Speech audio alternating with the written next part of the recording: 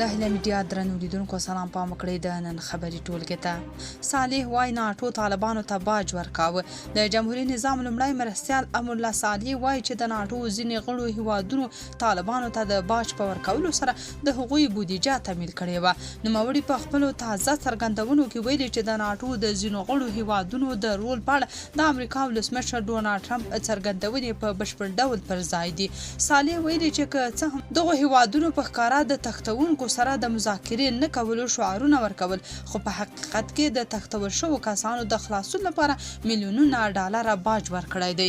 امر الله صالح زیاته کړې چې د ملي امنیت د عمومي رئیس په توګه په خپله د داسې عملیاتو مشري کړې چې د غیر امریکایي استخباراتي ادارو لخوا طالبانو او سړي تختونکو ته د باج ورکولو مخنیوی کړی دی. د بیلګې په توګه هغه ویلي چې په 2005 کال کې بریتانیا د ملګرو ملتونو د 4 کارکونکو د خلاصون لپاره 2 میلیونه ډالره ورکړل او د دغه معاملې لپاره اکبر آغا د منځګړي په توګه ګمارلی و.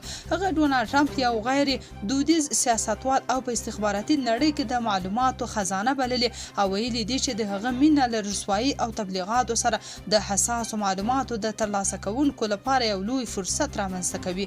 افغان حکومت تر اوسه د صالح د دې تورونو په اړه څه نه دي ویلي. ایمل ولی خان وایي چې د پاکستان له لوري له افغانستان سره د سوداګرۍ او تګ راتګ ټولې لارې د ترهګرۍ تر پلمې لاندې تړل شوي دي، خو بیا هم د پیښو پړه پر افغانستان اچول کیږي. هغه زیاتوي چې له هند سره سوداګري لا هم روانه ده.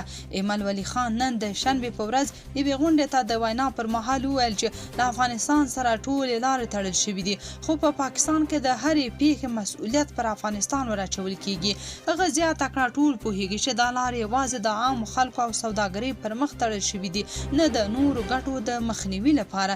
د عوامي نیشنل ګوند مشر د پاکستان له حکومت څخه وغوښتل چې له باجوړه تر چمنه پورې ټولې سوداګریزې لارې د سمداسي پرانیستل شي څو د سیمې خلک له اقتصادي ستونزو وژغورل شي. ایمل ولی خان ټینګار وکړ چې د کرښې تړل د پښتنو پر ژوند، اقتصاد او روزګار ناوړه اغېز کړی او حکومت باید په دې برخه کې خپلې تګلارې بیا وارزوي. خامنه ای د امریکا احتمالي برید له امله پټ شوی. راپورونه وایي چې د امریکا د احتمالي برید د زیات شوي ګواښ له ارزونې وروسته د ایران مذهبي مشر علي خامنه ای په تهران کې یو ځانګړي او ځمکې لاندې پناه ځای ته انتقال شوی دی. ویل کېږي دا پناه ځای له یو بل سره نښتي تونلونه لري. د راپور له مخې د خامنه ای دریم زوی مسعود خامنه ای د هغه د ورځنیو دفتري چارو مسؤلیت پر غاړه اخیستی او بل زوی مجتبی خامنه ای له حکومتي چارواکو سره اړیکې ساتي. دا په داسې حال کې ده چې په وروستیو ورځو کې د امریکا لخوا پر ایران د احتمالي برید په اړه اوازې زیاتې شوې دي. ټولګټو وزارت وایي چې د سالنګونو په لویه لاره کې د سختو ورښتونو، توپان او د لید ساحې د محدودیت له امله یو شمېر هیوادوال او موټر چلوونکي چې بند پاتې وو د مسؤلو ادارو له لوري خوندي ځایونو ته لیږدول شوي دي. د یاد وزارت د خبر له مخې د ناڅاپي خرابې هوا له امله د سالنګ په لویه لار کې تګ راتګ له ستونزو سره مخ شوی و او د خلکو د خوندیتوب په موخه د بیړنیو حالاتو ټیمونو د سالنګونو په ځینو برخو کې بند پاتې مسافر او موټر چلوونکي د خطرناکو سیمو ایستلي. چارواکي وایي د ژغورنې ډلې لا هم په سیمه کې د چمتووالي په حالت کې دي او له خلکو غواړي چې د هوا ترخه کېدلو پورې له غیر ضروري سفرونو ډډه وکړي او د اړوندو ادارو سپارښتنې په پام کې ونیسي. کابل ته د ملګرو ملتونو د عمومي منشي د مرستیال راتګ. په سیاسي او اصولي چارو کې د ملګرو ملتونو د عمومي منشي مرستیال رزمیری ډي کارلو د جمعې په ورځ په 3 ورځني سفر کابل ته راغلی.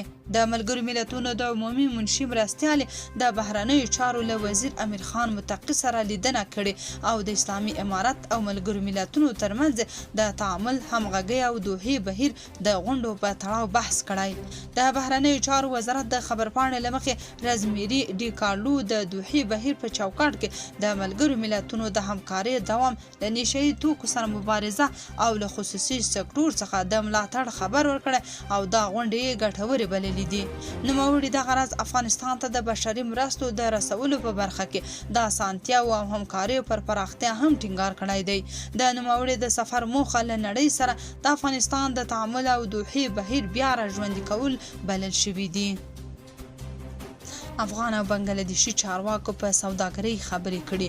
د اسلامي امارت د صنعت او سوداګرۍ وزارت وايي د دغه وزارت معین احمد الله زاهد په بنگلادیش کې د بي کا ام ای ای تر چتر لاندې د ټوکر لوی تولیدي کارخونو ته ورغلی دی. دواړو لورو ترمنځ بنگلادیش ته د افغانستان د پنبې پر صادراتو او د دواړو هیوادونو ترمنځ د دوامدارې سوداګرۍ پر پراختیا خبرې شوې دي. د بنگلادیش د ټوکر تولیدونکو اتحادیې د افغانستان د لوړ کیفیت پنبې د پیر او د دوامدارو سوداګریزو اړیکو د جوړولو ته خپله لیوالتیا څرګنده کړې ده.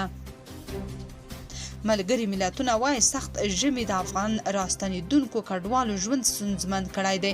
د ملګرو ملتونو د کډوالو عالي کمشنري اندېښنه څرګنده کړې چې افغان راستنیدونکي کډوال د سوړ ژمي او د ملاتړ د اړینو امکاناتو نشتوالي له امله د ستونزمنو شرایطو سره مخ دي. د دغه کمشنري د معلوماتو له مخې راستنیدونکو کډوالو ته د ژمي په اوږدو کې سړې هوا خورا لوی ننګونې رامنځته کړي دي. دا څرګندونې په داسې حال کې کیږي چې رسنۍ راپور وکړای چې وروستي واورو او ورښتونو له کبله په 15 ولایتونو کې 1 کسان مړه شوي او 110 نور ټپیان شوي دي. سربیره پر دې هره ورځ سلګونه افغان کډوال له ګاونډیو هیوادونو ایران او پاکستان څخه په جبري ډول شړل کیږي. طالبانو هم راپور ورکړی چې پرون 449 کډوالې کورنۍ افغانستان ته راستنې شوي دي. افغانستان کې 14 میلیونه زده کوونکي پر زده کړو بوخت دي. د پوهنې وزارت د زده کړو نړیوالې ورځې په مناسبت ویلي چې دا مهال شاوخوا 14 میلیونه نجونې او هلکان په ښوونځیو او مدرسو کې پر زده کړو بوخت دي. خو په دغو شمیرو کې د هغو نجونو یادونه نه ده شوې چې د شپږم ټولګي وروسته له زده کړو منع شوي دي.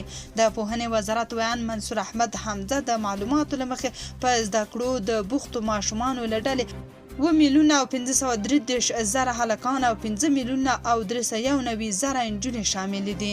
د پوهنې وزارت ویان همدارنګه ویلي چې په تیرو 4 کلونو کې له 3500 څخه زیاتې ښوونځیو او مدرسو ودانۍ ترمیم او بیا رغول شوي او تر 1300 زیاتې نوې ودانۍ جوړې شوي دي. د زده کړو نړیواله ورځ داسې مهال لمانځل کیږي چې په افغانستان کې لا هم میلیونونه نجونې له ښوونځیو او پوهنتونونو محرومې دي. د افغان او سوریایي کډوالو د ایستلو په اړه د اروپایي ټولنې د کورنۍ چارو د وزیرانو غونډه. د اروپایي ټولنې د کورنۍ چارو وزیرانو د دې ټولنې له غړو هیوادونو څخه سوریه او افغانستان ته د کډوالو د بیرته ستنولو په اړه خبرې کړې دي. ای پی ای خبري اژانس پرون د اتریش د کورنۍ چارو د وزیر ګرهارد کارنر له قوله خبر ورکړی چې نوموړی وایي دا ډیره مهمه ده چې د کډوالو د ایستلو موضوع د اروپا په کچه تطبیق شي.